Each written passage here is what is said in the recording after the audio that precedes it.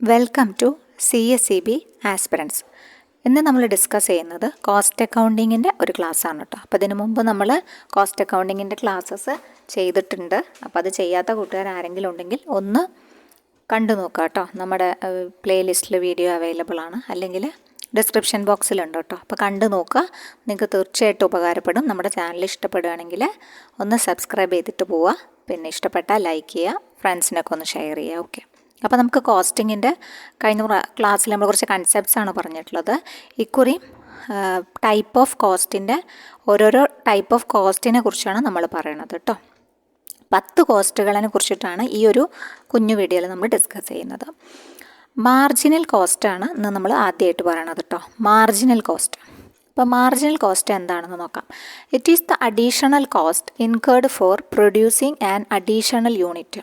അതായത് ഒരു additional unit produce ചെയ്യാൻ ആവശ്യമായ അഡീഷണൽ യൂണിറ്റ്, അതാണ് ഒരു അഡീഷണൽ യൂണിറ്റ് നമ്മൾ പ്രൊഡ്യൂസ് ചെയ്യുമ്പോൾ നമുക്ക് ചിലവാകുന്ന കോസ്റ്റ്, ചിലവ്, അതാണ് മാർജിനൽ കോസ്റ്റ് എന്നതുകൊണ്ട് ഉദ്ദേശിക്കുന്നത്. അതായത് ഇപ്പോൾ ഒരു 100 യൂണിറ്റ് ഉൽപ്പാദിപ്പിക്കാൻ 1000 രൂപ ചിലവാകും എന്ന് വിചാരിക്കുക. അങ്ങനെ 101 യൂണിറ്റ് നമ്മൾ ഉൽപ്പാദിപ്പിക്കാൻ വേണ്ടിയിട്ട് 101 യൂണിറ്റ് ഉൽപ്പാദിപ്പിക്കാൻ അപ്പോൾ നമുക്ക് 1010 രൂപ ചിലവാകും. അപ്പോൾ ആ 10 രൂപ അഡീഷണൽ ആണല്ലോ. ആ 10 രൂപയാണ് ഇവിടുത്തെ മാർജിനൽ കോസ്റ്റ് എന്ന് ഉദ്ദേശിക്കുന്നത്. അതായത് ഒരു യൂണിറ്റ് കൂടുതൽ ഉൽപ്പാദിപ്പിക്കാൻ നമുക്കൊരു 10 രൂപ കൂടുതൽ വേണ്ടി വന്നു അല്ലേ. അപ്പോൾ അതിനെയാണ് അഡീഷണൽ കോസ്റ്റ് എന്ന് ഉദ്ദേശിക്കുന്നത്. അപ്പോൾ marginal cost is the additional cost incurred for producing an additional unit. Okay, ഇത് ടോട്ടൽ ഓഫ് വാരിയബിൾ കോസ്റ്റ് എന്ന് അറിയപ്പെടും കേട്ടോ. It is the total of variable കോസ്റ്റിൻ്റെ ടോട്ടലും കൂടിയാണ് ഈ മാർജിനൽ കോസ്റ്റ് എന്നത്. ഓക്കെ, അടുത്ത കൺസെപ്റ്റ് നോക്കുകയാണെങ്കിൽ റിസർച്ച് കോസ്റ്റ് ആണ് അടുത്ത കൺസെപ്റ്റ്. എന്താണ് research cost? Research cost it is the cost of seeking or searching for improved or new products, new or improved methods. അതായത് പുതിയതായിട്ട് വല്ല സെർച്ച് ചെയ്ത് കണ്ടുപിടിക്കുകയാണ് അല്ലേ. പുതിയ പ്രോഡക്ട്സിൻ്റെ ഇമ്പ്രൂവ്മെൻറ്റിന് വേണ്ടിയിട്ട് കുറച്ച് ചിലവുകൾ വരുന്നു, അല്ലെങ്കിൽ ഇംപ്രൂവ്ഡ് മെത്തേഡ്സ്, പഴയ മെത്തേഡ്സൊക്കെ മാറ്റിയിട്ട് കുറച്ചും കൂടി മോഡേൺ ആയിട്ടുള്ള മെത്തേഡ്സ് അപ്രൂവ് ചെയ്യുന്നു, കൊണ്ടുവരുന്നു ബിസിനസ്സിൽ അല്ലെങ്കിൽ പ്രൊഡക്ഷനിൽ, എന്തിലും ഏതെങ്കിലും ഒരു ആക്ഷനിൽ. അപ്പോൾ അതിനൊക്കെ ചിലവാകുന്ന കോസ്റ്റാണ് റിസർച്ച് കോസ്റ്റ് എന്ന് അറിയപ്പെടുന്നത്. ഓക്കെ, അടുത്ത കോസ്റ്റ് ക്യാരിയിങ് കോസ്റ്റ് ആണ് കേട്ടോ. ക്യാരിയിങ് കോസ്റ്റ് എന്ന്, അപ്പോൾ എന്താണ് ക്യാരിയിങ് കോസ്റ്റ് എന്ന് വെച്ച് കഴിഞ്ഞാൽ it is also known as holding cost എന്നറിയപ്പെടും. ഹോൾഡിംഗ് കോസ്റ്റാണ്, അത് അവിടെ ഹോൾഡ് ചെയ്തുകൊണ്ടിരിക്കുന്ന കോസ്റ്റാണ്. It is the cost incurred on the maintenance of inventory. അതായത് ഇൻവെൻറ്ററിയിലെ മെയിൻ്റനൻസിന് ആവശ്യമായ കോസ്റ്റാണ്. അത് മൊത്തം വായിക്കാം നമുക്ക്. It is the cost incurred on the maintenance of inventory, obsolescence, cost of money locked up in the inventory obsolescence, storage space rent and cost of stores operation. ഇതുകൊണ്ട് ഉദ്ദേശിക്കുന്നത് എന്താ വെച്ചാൽ ഹോൾഡിംഗ് കോസ്റ്റ് എന്ന് പറഞ്ഞു കഴിഞ്ഞാൽ നമ്മൾ മലയാളം മീനിങ് മനസ്സിലാക്കി വെക്കുക. ക്യാരിയിങ് കോസ്റ്റ്, ഹോൾഡിംഗ് കോസ്റ്റ് ഒക്കെ എന്ന് വെച്ച് കഴിഞ്ഞാൽ നമ്മളിപ്പോൾ ഒരു ഇൻവെൻറ്ററിക്ക് വേണ്ടിയിട്ട് പൈസ ചിലവാക്കി, അപ്പോൾ കുറച്ച് നമ്മൾ കാശ് നമ്മുടെ കയ്യിൽ നിന്ന് പോയേ, അത് അവിടെ കെട്ടിക്കിടക്കുകയാണ് അല്ലേ. പക്ഷേ ഇൻവെൻറ്ററി അസറ്റാണ്, അല്ല എന്ന് പറയണില്ല, ഇൻവെൻറ്ററിയും എന്തായിക്കോട്ടെ. പക്ഷെ അതിന് വേണ്ടിയിട്ട് മെയിൻറ്റെയിൻ ചെയ്യാൻ നമുക്ക് കുറച്ച് ചിലവുകളൊക്കെ ആവശ്യവും, അത് ക്യാരി ചെയ്യാൻ കുറച്ചൊക്കെ ചിലവുകൾ ആവശ്യവും അല്ലേ. അതാണ് പറയണത് cost of money locked up in the inventory. ആ ഇൻവെൻറ്ററിയിൽ മുടങ്ങിക്കിടക്കുന്ന അല്ലെങ്കിൽ കുരുങ്ങിക്കിടക്കുന്ന പണം, അല്ലെങ്കിൽ അതിനെ ഒന്ന് മെയിൻറ്റെയിൻ ചെയ്ത് കൊണ്ടുപോകാൻ. ഇപ്പോൾ ഒരു കാറ് വാങ്ങിച്ചു, ആ കാറിന് നമ്മൾ മെയിൻ്റനൻസ് ഉണ്ടല്ലേ, വെറുതെ കാറ് അവിടെ കാറാന്ന് തൊട്ട് കിടക്കില്ല, അതിൻ്റെ ഭാഗങ്ങൾ നാശമാവും, അപ്പോൾ റീപ്ലേസ്മെൻറ്റ് ചെയ്യേണ്ടി വരും. പല പല ചിലവുകൾ നമ്മൾ അതിലേക്ക് ഇങ്ങനെ ചെയ്യേണ്ടി വരും. അപ്പോൾ അത് ക്യാരി ചെയ്യാനുള്ള കോസ്റ്റാണത്. നമ്മളത് ഉപയോഗിക്കുന്നുണ്ട്, നമുക്കത് അസറ്റാണ്, ഒക്കെ ശരിയാണ്, പക്ഷേ എന്നാലും അതിന് മെയിൻ്റനൻസിന് ചിലവുണ്ട്. അപ്പോൾ അതാണ് ക്യാരിയിങ് കോസ്റ്റ് അല്ലെങ്കിൽ ഹോൾഡിംഗ് കോസ്റ്റ് എന്ന് വെച്ചാൽ. അത് കൊണ്ട് നടക്കാൻ നമുക്ക് കുറച്ച് ചിലവുകളുണ്ട്, കോസ്റ്റ് ഉണ്ട്. ആ കോസ്റ്റാണ് ക്യാരിയിങ് കോസ്റ്റ് എന്ന് അറിയപ്പെടുന്നത്. ഓക്കെ, അപ്പോൾ ക്യാരിയിങ് കോസ്റ്റ് എന്ന് വെച്ചാൽ it is the amount that a business spends on holding inventory over a period of time. ആ ഇൻവെൻറ്ററി ഹോൾഡ് ചെയ്യുന്നതിന് over a period of time മൊത്തം സ്പെൻഡ് ചെയ്യുന്ന കോസ്റ്റുകളാണ് ക്യാരിയിങ് കോസ്റ്റ് എന്നറിയപ്പെടുക കേട്ടോ. ഓക്കെ, അപ്പോൾ അത് പിന്നെ അതുപോലെ തന്നെ 2 ടൈപ്പ് ഇൻവെൻറ്ററി കോസ്റ്റ്. ഇതൊരു ഇൻവെൻറ്ററി കോസ്റ്റാണ്. ക്യാരിയിങ് കോസ്റ്റ് എന്താണ്? ക്യാരിയിങ് കോസ്റ്റ് ഒരു ഇൻവെൻറ്ററി കോസ്റ്റാണ് കേട്ടോ. ക്യാരിയിങ് കോസ്റ്റ് ഒരു ഇൻവെൻറ്ററി കോസ്റ്റാണ്. അതുകൂടാതെ വേറെ ഒരു ഇൻവെൻറ്ററി കോസ്റ്റും കൂടി ഉണ്ട്, അതാണ് ഓർഡറിങ് കോസ്റ്റ് എന്ന് പറയും. എന്താ പറയുക? Ordering cost. അത് നമ്മളിവിടെ കൊടുത്തിട്ടുണ്ടോ എന്ന് അറിയില്ല. യെസ്, ഇവിടെ കൊടുത്തിട്ടുണ്ട് കേട്ടോ. ഓർഡറിങ് കോസ്റ്റ് എന്ന് വെച്ചാൽ അതും ഒരു ടൈപ്പാണ് കേട്ടോ. അതായത് ക്യാരിയിങ് കോസ്റ്റ് ഒരു ടൈപ്പ് ഓഫ് ഇൻവെൻറ്ററി കോസ്റ്റ് ആണ്. ഓർഡറിങ് കോസ്റ്റും ഒരു ടൈപ്പ് ഓഫ് ഇൻവെൻറ്ററി കോസ്റ്റ് ആണ്. ഇത് രണ്ടുമാണ് ടൈപ്സ് ഓഫ് ഇൻവെൻറ്ററി കോസ്റ്റ് എന്ന് അറിയപ്പെടുന്നത്. ക്യാരിയിങ് കോസ്റ്റും പിന്നെ ഓർഡറിങ് കോസ്റ്റും. അപ്പോൾ ഈ ഓർഡറിങ് കോസ്റ്റും സെയിം തന്നെ. These are the cost incurred each time and order for the ഒരു ഓർഡർ കീപ്പ് ചെയ്യാൻ വേണ്ടിയിട്ട്. Order for the purchase of material is placed and are expressed as rupee cost per order and include the cost of getting an item into the firm's inventory. അത് നമ്മൾ കൊണ്ടു നടക്കുന്നതിനുള്ള ചിലവായിരുന്നു അല്ലേ, maintain ചെയ്യുന്നത്. ഇത് പക്ഷേ ഒരു കോസ്റ്റ് ഓർഡർ ചെയ്യുകയാണ്, purchase ചെയ്യണം, എന്നിട്ട് അത് മെറ്റീരിയൽ നമ്മുടെ ഫേമിൽ എത്തുന്നത് വരെ, ഇൻവെൻറ്ററിയിൽ കയറുന്നത് വരെയുള്ള ആ ചിലവാണെന്ത് ഓർഡറിങ് കോസ്റ്റ് എന്ന് പറഞ്ഞാൽ കേട്ടോ. അപ്പോൾ ഈ ഒരു ഇൻവെൻറ്ററി കോസ്റ്റിൻ്റെ ടോട്ടൽ കണ്ടുപിടിക്കണമെങ്കിൽ ഈ ഓർഡറിങ് കോസ്റ്റും ക്യാരിയിങ് കോസ്റ്റും ആഡ് ചെയ്യുമ്പോഴാണ് എന്താവുക ടോട്ടൽ ഇൻവെൻറ്ററി കോസ്റ്റ് എന്ന് പറഞ്ഞിട്ടുള്ള കോസ്റ്റ് എന്ന് പറയുന്നുണ്ട് കേട്ടോ. അപ്പോൾ ജസ്റ്റ് മനസ്സിലാക്കി വെക്കുക. ഓക്കെ, ഓർഡറിങ് കോസ്റ്റ് എന്താണ്? ഓർഡറിങ് കോസ്റ്റ് ഓർഡർ ചെയ്ത് ഈച്ച് ടൈം ഒരു ഓർഡർ പ്ലേസ് ചെയ്തിട്ട് അത് പിന്നെ എന്തിലാവുക, നമ്മുടെ item into firms inventory ആവണ വരെയുള്ള ഒരു കോസ്റ്റ്. പിന്നെ ഇവിടെ എന്ത് പറയണു, ഇവിടെ നമ്മൾ പറയണത് എന്താണ്, ക്യാരിയിങ് കോസ്റ്റാണ്. ക്യാരിയിങ് കോസ്റ്റ് മനസ്സിലായിട്ടുണ്ടാവില്ലേ, മെയിൻ്റനൻസിന് വേണ്ടിയിട്ട് ചിലവാക്കുന്ന ചിലവുകൾ തുക. ഓക്കെ, പിന്നെ അടുത്തത് ഇമ്പോർട്ടൻ്റ് ആണ് എക്സ്പ്ലിസിറ്റും ഇംപ്ലിസിറ്റും. എക്സ്പ്ലിസിറ്റും ഇംപ്ലിസിറ്റും.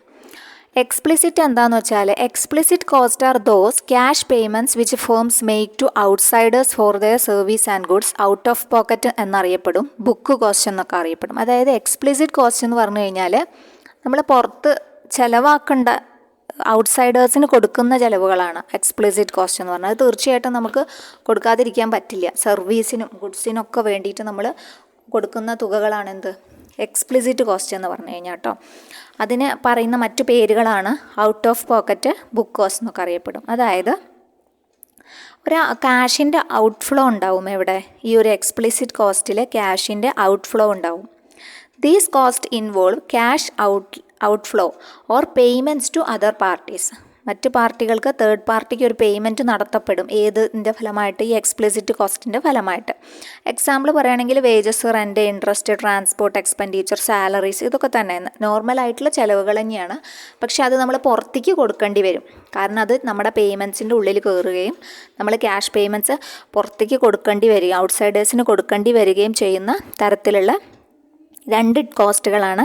ഈ ഒരു ക്യാഷ് ഔട്ട്ഫ്ലോ ഉള്ള കോസ്റ്റുകളാണ് എക്സ്പ്ലിസിറ്റ് കോസ്റ്റും ഇംപ്ലിസിറ്റ്. ക്യാഷ് ഔട്ട്ഫ്ലോ ഉണ്ട്, പക്ഷേ എക്സ്പ്ലിസിറ്റ് കോസ്റ്റിൽ നമ്മൾ ശരിക്കും കൊടുക്കണം. ഈ പേയ്മെൻറ്റ് ശരിക്കും വിസിബിൾ ആണ്, അത് നമ്മൾ കൊടുക്കുകയും വേണം. കാരണം ഇപ്പോൾ പറഞ്ഞുവല്ലോ ഔട്ട് ഓഫ് പോക്കറ്റാണ്, തീർച്ചയായിട്ടും അത് കൊടുത്തേ മതിയാവുള്ളൂ. പക്ഷേ ഇംപ്ലിസിറ്റ് കോസ്റ്റ് എന്ന് പറഞ്ഞു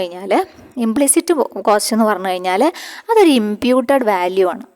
They are the imputed value of the entrepreneur's own resources and services. In fact, these cost refers to the implied or unnoticed cost ആണിത്.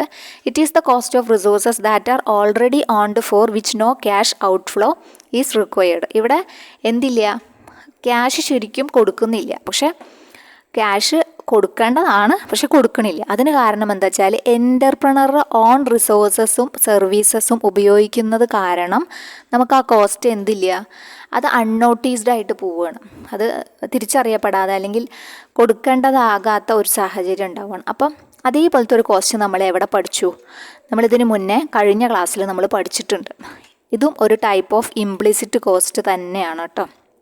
നമ്മൾ പറഞ്ഞു ഇംപ്യൂട്ടഡ് കോസ്റ്റ് അല്ലെങ്കിൽ നോഷണൽ കോസ്റ്റ് എന്ന് പറഞ്ഞു. ഇംപ്യൂട്ടഡ് കോസ്റ്റ് അല്ലെങ്കിൽ notional cost എന്ന് പറഞ്ഞു കഴിഞ്ഞാൽ ആർക്കും കൊടുക്കണ്ട.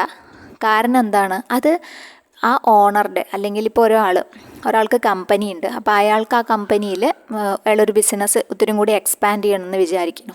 അപ്പോൾ അയാൾക്ക് ഒരു സ്വന്തമായിട്ട് നല്ലൊരു ബിൽഡിംഗ് ഉണ്ട്. അപ്പോൾ അയാൾ ആ ബിൽഡിംഗ് എന്ത് ചെയ്തു, ആ ബിൽഡിങ്ങിൽ തന്നെ തൻ്റെ സ്ഥാപനം ഇത്തിരി കൂടി എക്സ്പാൻഡ് ചെയ്യാൻ വേണ്ടിയിട്ട് ആ ബിൽഡിങ്ങും കൂടി അയാൾ എന്ത് ചെയ്യാണ്, ആ ബിസിനസ്സിലേക്ക് എടുക്കുകയാണ്. അപ്പോൾ തീർച്ചയായിട്ടും ആ എൻ്റർപ്രണറുടെ സ്ഥാപനമാണല്ലോ അത്. അപ്പോൾ അയാൾക്ക് ആ ഒരു സ്ഥാപനത്തെ സംബന്ധിച്ച് റെൻറ്റ് കൊടുക്കേണ്ടതുണ്ടോ? ഇല്ല അല്ലേ, ബിക്കോസ് അദ്ദേഹത്തിൻ്റെ സ്ഥാപനം തന്നെയാണ്. അപ്പോൾ അദ്ദേഹത്തിൻ്റെ ബിൽഡിങ് തന്നെയാണ് നമ്മൾ ഉപയോഗിക്കുന്നത്. അപ്പോൾ അതുകൊണ്ട് തന്നെ എന്നാൽ പുറത്തേക്ക് അയാൾ കൊടുക്കുകയായിരുന്നെങ്കിൽ, അയാൾ വേറൊരു പാർട്ടിക്ക്, ഒരു തേർഡ് പാർട്ടിക്ക് റെൻറ്റിന് കൊടുക്കുകയാണെങ്കിൽ അയാൾക്ക് അതിൽ നിന്ന് കുറച്ച് ഇൻകം കിട്ടേണ്ടതല്ലേ? ഉണ്ട്. അപ്പോൾ ആ കോസ്റ്റാണ് കേട്ടോ. ആ കോസ്റ്റിനെയാണ് എന്ത് പറയണത്, അങ്ങനെ കൊടുക്കേണ്ടതാണ് പക്ഷെ കൊടുക്കുന്നില്ല. അപ്പോൾ ഇമ്പ്യൂട്ടഡ് കോസ്റ്റ് അല്ലെങ്കിൽ നോഷണൽ കോസ്റ്റും എന്ത് തന്നെയാണ്, ഇംപ്ലിസിറ്റ് കോസ്റ്റ് പോലെ തന്നെയാണ് കേട്ടോ. അപ്പോൾ അതേ ഒരു തന്നെയാണ് ഇതിനും വരുന്നത്, ഇംപ്ലിസിറ്റ് കോസ്റ്റ് തന്നെയാണ്. അപ്പോൾ ദേ are the imputed value of the entrepreneur on resources and services. Entrepreneur സ്വന്തം റിസോഴ്സസും സർവീസസും ഉപയോഗിക്കുന്നത് കാരണം അത് ഇംപ്ലൈഡ് ആയിട്ട് കിടക്കുകയാണ്, അൺനോട്ടീസ്ഡ് കോസ്റ്റ് ആയിട്ട് അറിയപ്പെടുകയാണ്. ശരിക്കും ഇതിന് ക്യാഷ് ഔട്ട്ഫ്ലോ വരേണ്ടതാണ് പക്ഷെ കൊടുക്കുന്നില്ല. ഓക്കെ, അതാണ് പറയുന്നത് കേട്ടോ. അതുകൊണ്ട് ക്യാഷ് ഔട്ട്ഫ്ലോ ഇല്ല, no cash outflow is required എന്നാണ് പറയുന്നത്. അപ്പോൾ ഇത് രണ്ടും ഇമ്പോർട്ടൻ്റ് ആണ്. എക്സ്പ്ലിസിറ്റ് കോസ്റ്റും മനസ്സിലാക്കി വയ്ക്കുക, ഇംപ്ലിസിറ്റ് കോസ്റ്റും മനസ്സിലാക്കി വയ്ക്കുക. ഓക്കെ, പിന്നെ അടുത്തത് പറയണത് റിയൽ കോസ്റ്റ് എന്താണെന്നാണ് കേട്ടോ. അടുത്തത് പറയുന്നത് റിയൽ കോസ്റ്റ് എന്താണ്. അപ്പോൾ റിയൽ കോസ്റ്റ് എന്താണെന്ന് നോക്കാം. റിയൽ കോസ്റ്റ് എന്ന് വെച്ചാൽ they are the pains and inconvenience experienced by labour to produce a commodity. ഇപ്പോൾ ഒരു കമ്മോഡിറ്റി പ്രൊഡ്യൂസ് ചെയ്യാൻ കുറച്ച് ഒരു ലേബർ, അതായത് വർക്കേഴ്സിനുണ്ടാകുന്ന പെയിൻസ് വേദനകളുണ്ടാവും അല്ലേ. അവർ ഹാർഡ് വർക്ക് ചെയ്യുന്ന പണികളുണ്ടാവും. എല്ലാ സിസ്റ്റത്തിലിരുന്ന് ചെയ്യുന്ന പണികളാണെങ്കിൽ ചിലപ്പോൾ അത്രയും ഉണ്ടാവില്ല, പക്ഷെ മെൻ്റൽ സ്ട്രെസ് ഉണ്ടാവും, ടെൻഷൻസ് ഉണ്ടാവും, അങ്ങനത്തെ കാര്യങ്ങളുണ്ടാവും. പിന്നെ ഫിസിക്കൽ ഹാർഡ് വർക്കുള്ള പണികളാണെങ്കിൽ അവരുടെ ഫിസിക്കൽ ഹാർഡ് വർക്കിൻ്റെ ഫലമായിട്ടായിരിക്കും അത് നടക്കുന്നത്, ആ പ്രൊഡക്ഷൻ നടക്കുന്നത്. അല്ലെ ചൂടിലും അല്ലെങ്കിൽ അങ്ങനത്തെ പരിപാടികളൊക്കെ ചെയ്യുന്നവർക്ക് വേദനകളുണ്ടാവും, അവർക്ക് ഇൻകൺവീനിയൻസ് ആയ വർക്കിംഗ് കണ്ടീഷൻസ് ഉണ്ടാവും. അതൊന്നും പ്രവചനാതീതമാണെന്ന് വേണമെങ്കിൽ പറയാം. അപ്പോൾ ഈ these cost are not taken in the costing of a commodity by the firm. അത് ശരിക്കും കമ്മോഡിറ്റി ഒരു ഇതായിട്ട് എടുക്കുന്നില്ല, ദീസ് കോസ്റ്റ് അല്ലേ, ശരിക്കും എടുക്കുന്നില്ല. പക്ഷേ അത് കോസ്റ്റ് മെഷേർഡ് ചെയ്യുന്നത് physical labour and material consumed in the പ്രൊഡക്ഷൻ. ആ cost measured by the physical labour and materials consumed in the പ്രൊഡക്ഷനാണ്. അതായത് ഈ റിയൽ കോസ്റ്റ് എന്ന് വെച്ചാൽ ഈ ഒരു അതിൻ്റെ ഫലമായിട്ടുണ്ടാവുന്ന കോസ്റ്റാണ്, ആ ഒരു ബുദ്ധിമുട്ട്. പക്ഷെ അതൊരിക്കലും കണക്കിലെടുക്കുന്നില്ല കേട്ടോ. ഓക്കെ, അതാണ് റിയൽ കോസ്റ്റ്. അപ്പോൾ റിയൽ കോസ്റ്റുമായി ബന്ധപ്പെട്ട കണ്ടീഷൻസ് മനസ്സിലാക്കുക.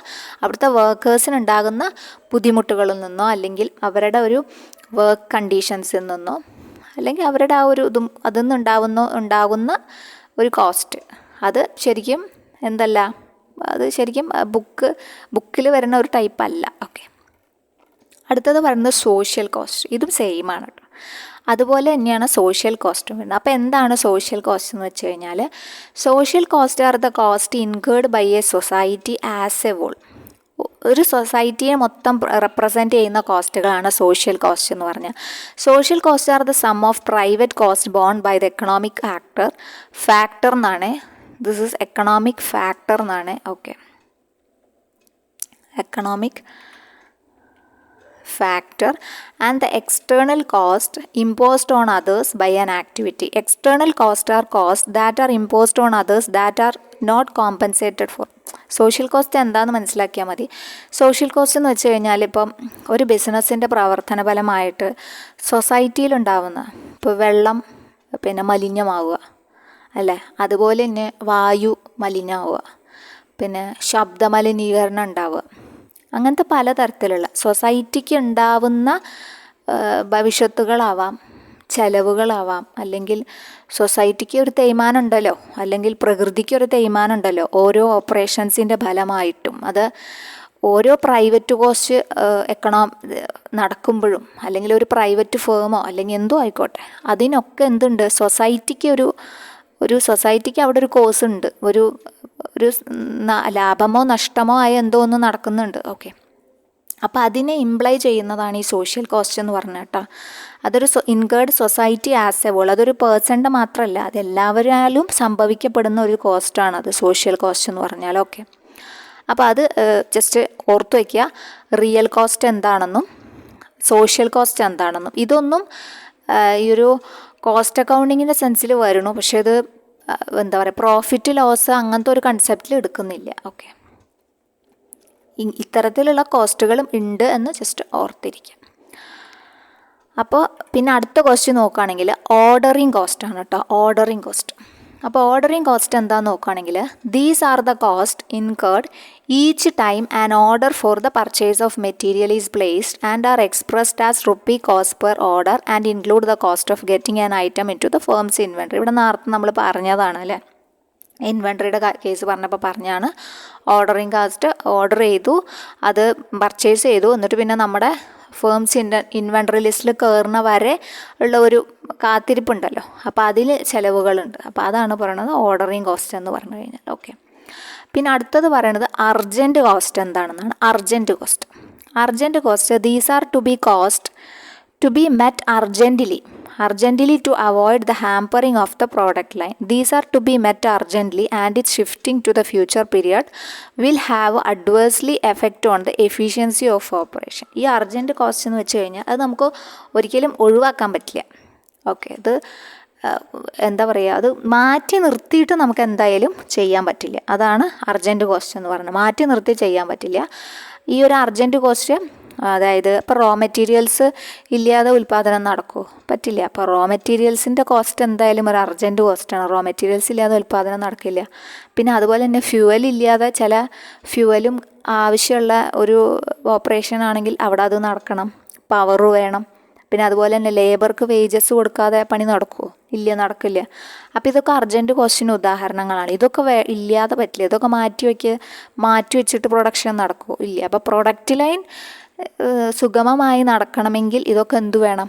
ഇത് കൊടുത്തേ മതിയാവുള്ളൂ. അപ്പോൾ ആ തരത്തിലുള്ള കോസ്റ്റുകളെയാണ് നമ്മൾ അർജൻറ്റ് കോസ്റ്റ് എന്ന ഒരു ഭാഗത്തിൽ പരിഗണിച്ചിട്ടുള്ളത്. അപ്പോൾ അർജൻറ്റ് കോസ്റ്റ് പോലെ തന്നെയാണ് പോസ്റ്റ് പോണബിൾ കോസ്റ്റ്. മാറ്റി വയ്ക്കാൻ പറ്റുന്ന ചില ചിലവുകളുണ്ട്. ഓക്കെ, മാറ്റി വയ്ക്കാൻ പറ്റുന്ന ചിലവുകളുണ്ട്. അതിനെ പോസ്റ്റ് പോണബിൾ കോസ്റ്റ് എന്ന് പറയും. പക്ഷേ അർജൻറ്റ് കോസ്റ്റ് മാറ്റി വയ്ക്കാൻ പറ്റുമോ? ഇല്ല, മാറ്റി വയ്ക്കാൻ പറ്റില്ല. ലേബേഴ്സിന് വേജസ് കൊടുക്കാതെ അവർ വർക്ക് ചെയ്യില്ല കേട്ടോ.